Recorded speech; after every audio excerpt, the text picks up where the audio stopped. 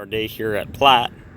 We got junk in the trunk, in other words tools, and a bag full of parts. Let's go home and get started.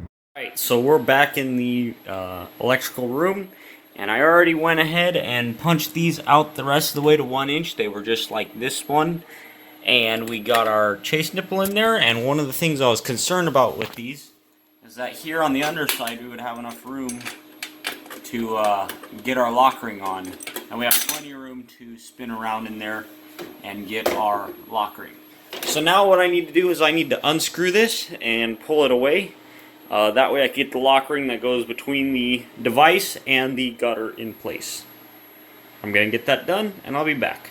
Here we are. I have another excuse me, gutter fabbed up with end caps. This one's going to go in the corner, like I've said before. I got to get a measurement on that knockout up there. And then I think I'm going to get it put in place. Maybe that'll happen tonight, maybe not, but I'll keep you guys updated, because that's going to mean this whole rack needs to come down, because that's in the way of our 6 inches on the left side. So anyway, stay tuned.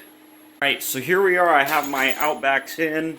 I got this gutter in, and man, was that a nightmare to get in. It's freaking tight on the fit. Got a 2-inch KO in the bottom, as you can see. Temporarily just grounded. I have my solar, these right here. These two are my solar inlets.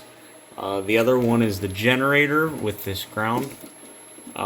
This generator, and then this red is my 12 volts to the solar trackers.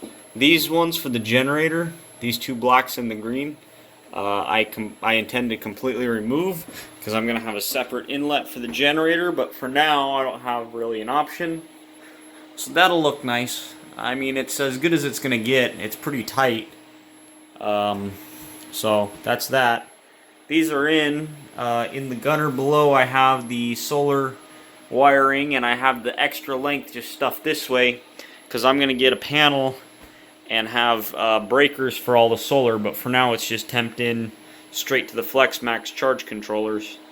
So I still need to get the output off the floor. I mean, this is pretty bad. There's every bit of what? 1, 2, 3, 4, about 4,400 amps available on these cables right here if they were to short, which is, I'm an idiot for having them across the floor like that, but I mean, I know it's nobody coming in here and screwing with it, and good connections, so for now it'll get by. I mean, what are you gonna do? I don't have the ability right now to fix that. It's just going to have to wait until tomorrow, which is what my goal is for tomorrow. I ordered 2 40 amp breakers for the solar panels and 2 80 amp breakers for these FlexMaxes.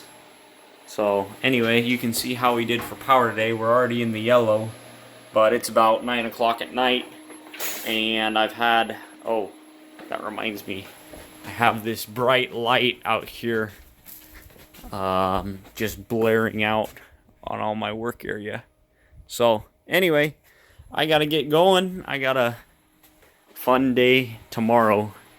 So yeah, that's it for tonight. Thank you guys for watching. Comment, rate, subscribe. Been getting some real interesting comments lately. I really appreciate your guys' feedback.